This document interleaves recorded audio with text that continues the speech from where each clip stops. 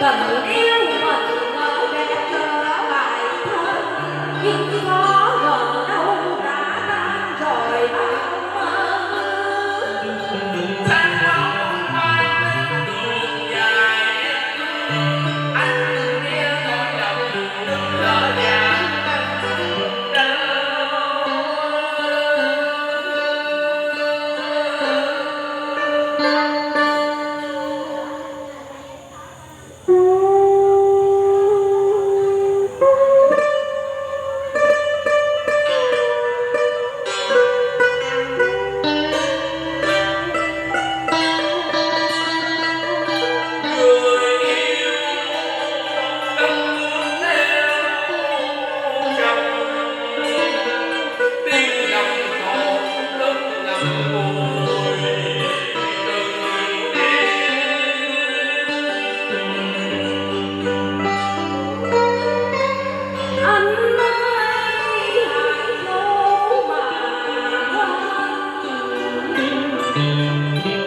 mình không tròn, anh buồn em đau.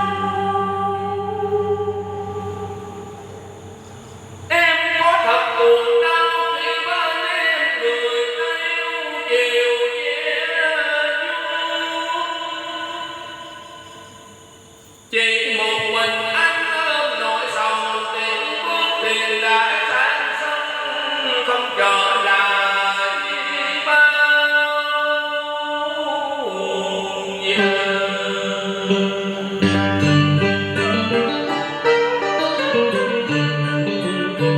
Tiếng dân cánh kia một lòng đêm ra thì có bao giờ em nhớ đến một người ngồi mắt trong sương leo em đứng cạnh cổng hoa hồng tươi thắm một lần năm nhìn ta đây bàn tay thì có âm thanh những xe qua chiều bay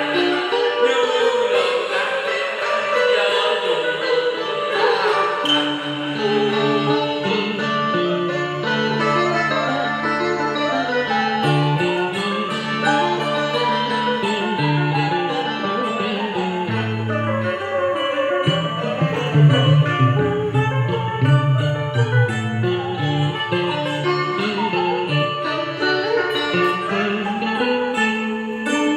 Chỉ còn em nay em cùng anh tâm sự,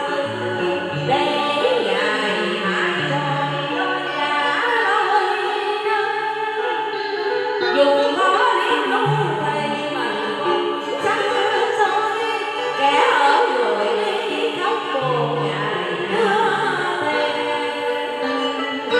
ở nơi xa không nào em nhớ kỷ niệm tìm đời thơ mộng đã